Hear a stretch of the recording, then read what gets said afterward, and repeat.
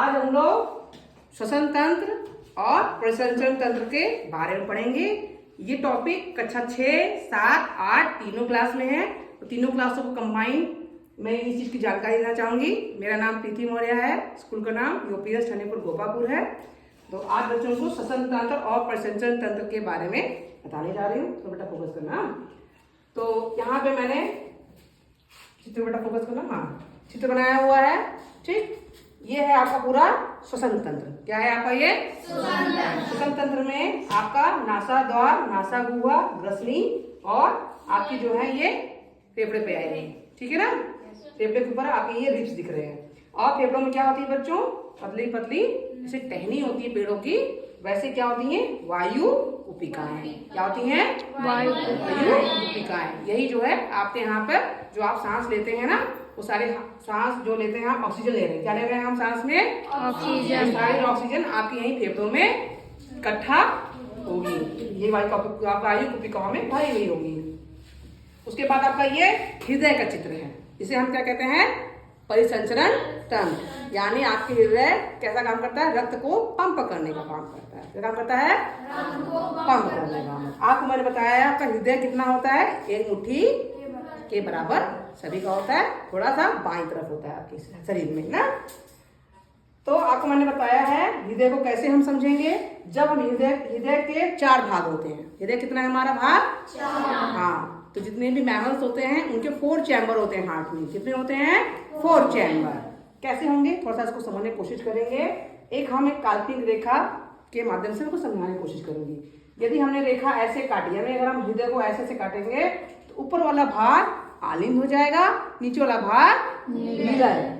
और यदि हमने इसको ऐसे खड़े खड़े अपने हृदय को ऐसे भाग करेंगे, इधर वाला भाग दायां कहलाएगा, इधर वाला बायां भाग। इस तरह से जब हम चारों इकट्ठा कर दिया, अब देखो बेटा ये हो जाएगा बायां आलिंद, ये हो जाएगा बायां। हो रहा है? ये है दायां आलिंद, दायां आलिंद, दायां आलिंद, दायां आलिंद। ये 4 चैम्बर इस तरह से हमारे हार्ट के हो गए। ठीक बच्चों? अच्छा, यहाँ मैंने ये पूरा फ्लोर चार्ट बनाया हुआ है। इसी फ्लोर चार्ट को अभी पहले आपको चित्र के माध्यम से समझा दूं, फिर फ्लोर चार्ट इकट्ठे बताऊं। तो आपको मैंने बताया यहाँ से हमने क्या लिया, अपने हम लोग नाक से क्या लेते हैं? इंस्पिरेशन का, है ना। एक बार सांस लेते सांस छोड़ते हैं ना, ब्रीथ इन ब्रीथ आउट। तो जब हम सांस लेते हैं तो क्या होता है? वो निश्वसन ना, है ना, या अंधा श्वसन। क्या कहते हैं? और सांस छोड़ते हैं तो उच्छ्वसन। क्या था मैंने? उच्छ्वसन। तो जब हमने अंधा श्वसन किया तो क्या कौन सी गैस हमारे अंदर आ रही है? Oxygen, O2। वो नासा द्वार, नासा गुहा से ग्रसनी से होते हुए कहाँ जा रही है? हमारी फेफड़ों में। फेफड़ों में हमारी वायु कुपिकाएं। अच्छा मतलब बच्चों, अच्छा अब ये वायु कुपिकाएं फेफड़ों में बच्चों हमारे, देखो जो चित्र मैंने बताया पूरा यहाँ तीर के माध्यम से फ्लो चार्ट दिखाया, पूरा तीर दिखाया ना यहाँ पे। देखो ये देखो आपको यहाँ 3 स्टान अंदर की तरफ दिख रहा है। कौन सा सीधा है? फुफ्फुस सीधा। क्या ये? आपके शरीर में 2 रक्तवाहिनियां हैं। कौन कौन सी है? धमनी और हमें पता होना चाहिए धमनी जो होती है वो ऑक्सीजन लाती है, ऑक्सीजन वाला खून लेके पूरे शरीर में दौड़ती है, और शीरा कार्बन डाइऑक्साइड। लेकिन आप देख रहे हो यहाँ पे मैंने यहाँ पे क्या लिखा है? फुफ्फुस शीरा। यहाँ पे जब हृदय के पास जब हृदय वाली बात करते हैं, यहाँ पे धमनी और शीरा का काम उल्टा हो जाता है और नाम पड़ता है फुफ्फुस। क्या होता है? शीरा CO2 लाती है, लेकिन जब फुफ्फुस शीरा की बात आएगी तो आप समझेंगे ये कहाँ से आ रही है? हमारे फेफड़े से आ रही है। हमारे फेफड़े से ऑक्सीजन वाला खून लेकर के आ रही है। कहाँ जाएगी वो? बायां आलिंद में। बायां आलिंद से बायां नीले, बायां आलिंद से। अब बायां नीले से देखो बच्चों कहाँ जा रही है? ये देखो ये यहाँ गई महाधमनी। कहाँ जा रही है? ये सारी महाधमनी फिर आगे चल करके पतली पतली धमनियों में बढ़ जाएंगी। अब ये धमनी बच्चों कहाँ जाएगी? हमारी मेन चीज कहाँ है हमारी? हमें कहाँ से जो है सारा काम हमारा होता है? कोशिकाओं। सारे अंग हमारे किससे बने हैं?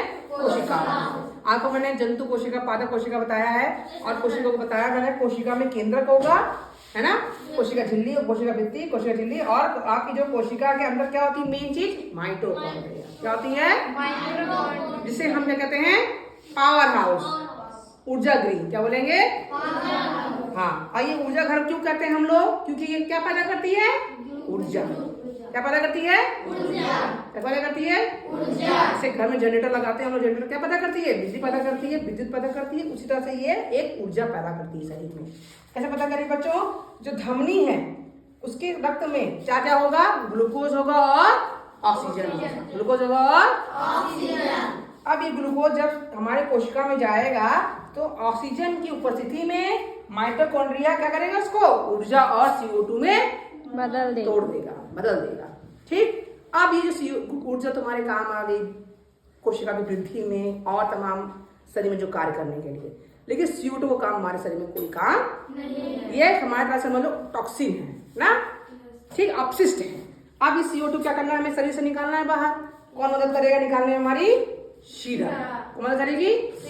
शीरा। और ये शीरा जो है बच्चों, ये CO2 को, यानी ऐसा CO2 जो खून में मिक्स है ना, ये CO2 खून में जो मिक्स है, ये शीरा इसको लेके, देखो बेटा कहाँ जाएगी? शीरा लेके जाएगी कहाँ जाएगी? महाशिरा।